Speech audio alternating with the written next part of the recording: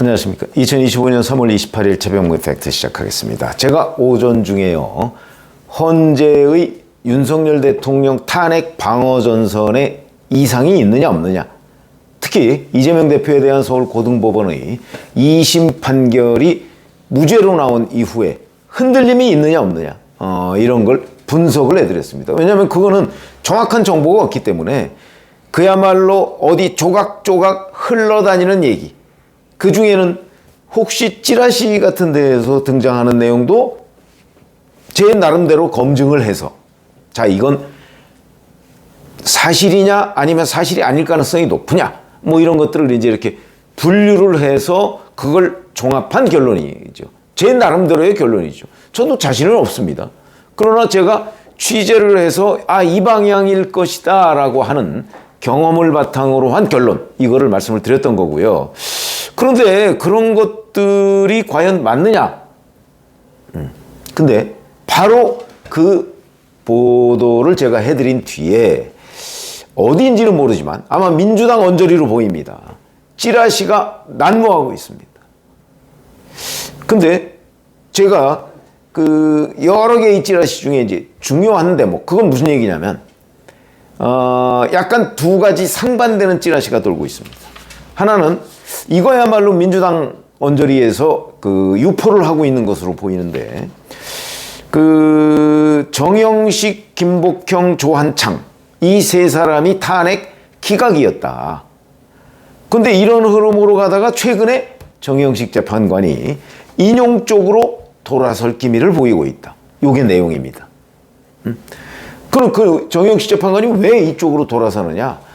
이대로 가다가는 4월 18일까지 문영배, 이미선 재판관이 퇴임하는데 그때까지 안 할 가능성이 있고, 그렇게 되면 국론이 분열될 것이기 때문에 국론 분열을 우려한 정영식 재판관이 한 발 물러서서 좀 시간을 달라, 대신 시간을 달라. 왜냐면 개인 의견을 쓰는데 시간이 좀 필요하다, 뭐 이렇게 요청을 해서 대략 4월 18일 직전에 이제 정영식 재판관이 인용 쪽으로 합류해서 6대2 이런 형식으로 결론을 낼 것이다. 이런 찌라시가 쭉 돌았습니다. 굉장히 아마 광범위하게 유포가 됐습니다. 저도 뭐 여러분들한테 이 찌라시의 진위 문제에 대한 질문을 받았고요. 자, 그 다음에 그 직후에 조금 전이죠, 또 하나의 찌라시가 매우 광범위하게 유포가 됐습니다. 아마 이것도 민주당 언저리에서 유포한 걸로 보입니다. 오늘이 28일이죠. 금요일입니다. 근데 다음 주 월요일 31일이죠. 박찬대 원내대표가 긴급 기자회견을 한다는 거죠. 그래서 긴급 기자회견의 내용이 이런 겁니다. 한덕수 국무총리와 남은 국무위원들 전원을 탄핵한다. 탄핵안 발의를 하겠다, 이런 이제 선언을 한다는 거죠. 그렇게 되고 헌법재판소법 개정안을 내겠다. 그러면서 문영배, 이미선 재판관이 4월 18일까지가 임기인데 이 임기를 연장하는 법안을 내겠다. 이렇게 되면 이게 이제 왜 문제냐면, 보세요. 이렇게 해가지고 이제 4월 1일, 31일에 그런 선언을 하고 4월 1일에 본회의에 탄핵안을 보고하고, 그리고 헌법재판소법을 통과시키고, 그럼 헌법재판소법이 정부로 이송이 될 거 아니겠습니까?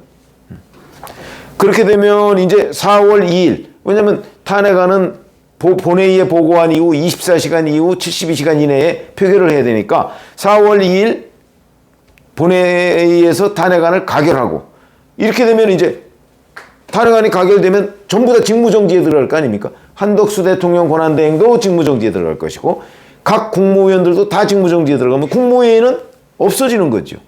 무력화되는 겁니다. 국정 마비가 되는 거죠.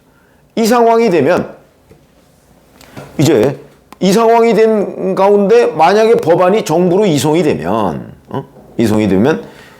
대통령 권한대행을 할 사람조차 없는 겁니다.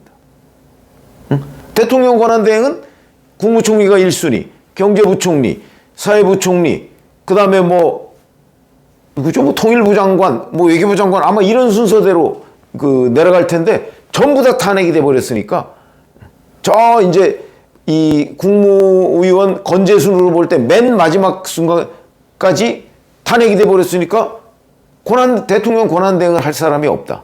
그러면 거부권을 행사할 사람도 없다. 제의 요구 자체도 불가능하다.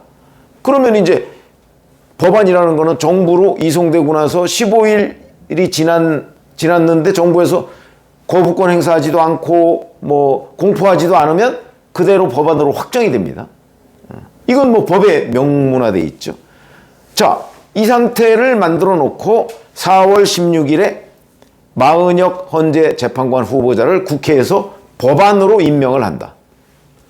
그리고 4월 18일에 4월 18일이 문영배 이미선 재판관 임기죠. 이 임기를 연장한다. 그리고 그 이후에 탄핵 평의를 재개해서 4월 25일에 탄핵 인용 선고를 하고 뭐 이런 이제 시나리오가 쫙 돼. 그러면 이제 4월 25일부터 인용 선고를 하면 6월 25일 이전에 이제 대선이 치러지겠죠. 자, 이렇게 여기까지가 이제 그 이후에 또 찌라시로 쫙 돌았던 내용입니다. 그럼 첫 번째, 이런 찌라시가 왜 돌까요? 우선 누가 만들었을까요? 저는 민주당 언저리일 거라고 생각을 합니다. 왜? 자, 첫 번째, 정영식 재판관의 흔들린다. 그건 국민의힘에서 만들 이유가 없습니다. 민주당. 왜? 교란작전이죠.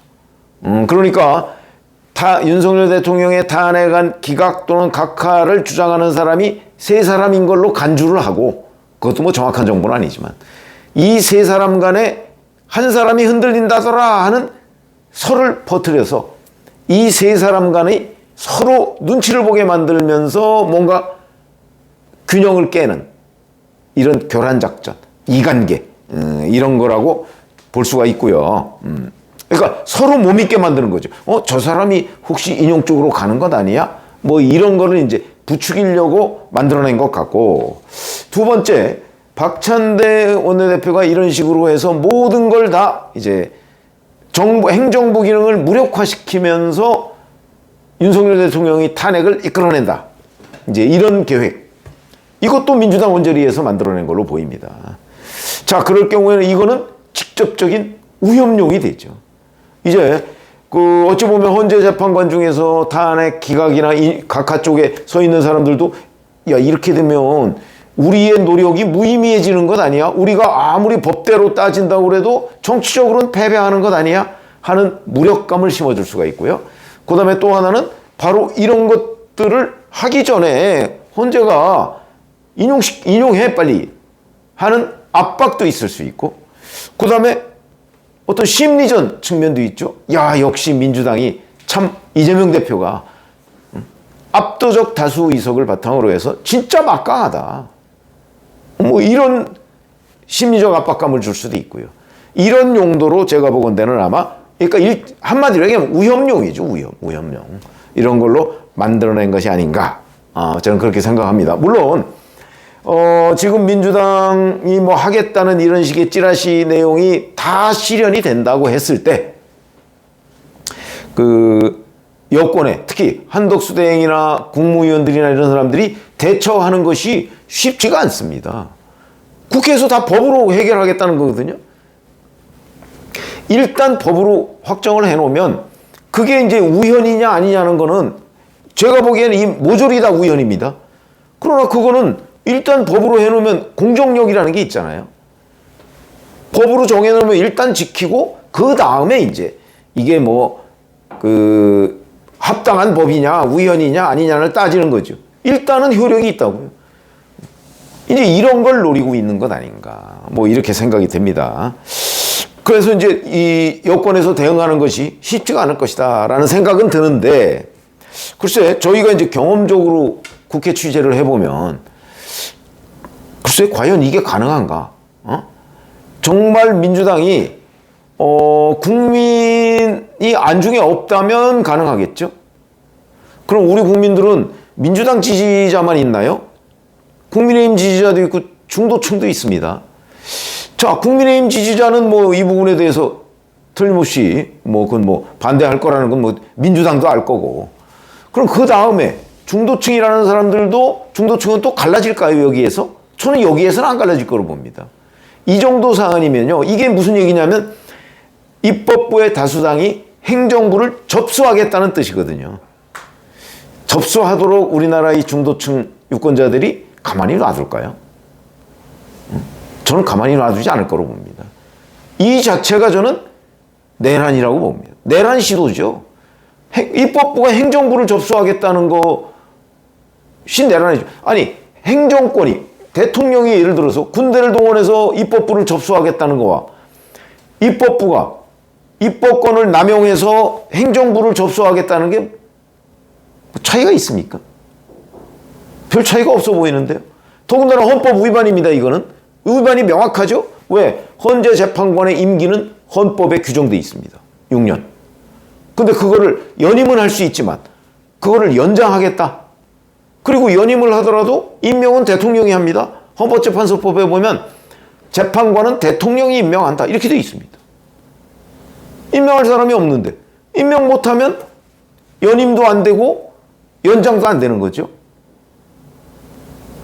그런 걸 봐서는 이런 것을 만약에 민주당이 뭐 계획을 하고 있다고 하더라도 과연 실행에 옮길 수 있는가? 정치적으로 보면 뭐 이런 생각이 들고요. 그러나 여하튼 이런 찌라시가 돌아서 뭐 찌라시 내용은 저도 확인할 길이 없습니다. 이걸 뭐 민주당에서 확인을 해주겠습니까? 아니면 부인을 하겠습니까? 뭐 어떻게 하겠습니까? 그냥 찌라시인데. 그래서 저는 이런 내용을 민주당에서 구상을 하고 있을지 없을지 우선 제 스스로가 잘 모르겠고, 구상을 설령 하고 있다고 할지라도 실행에 옮기지는 못할 것이다. 그럼 실행에 옮기면 어떠냐? 찌라시가 맞아서 옮기면 어떠냐? 뭐 그때는 여권이 뭐 가능한 모든 방법을 동원해서 이런 우현적 또는 내란적 행위를 막아야 되겠죠. 저는 뭐 막을 수 있을 거라고 봅니다.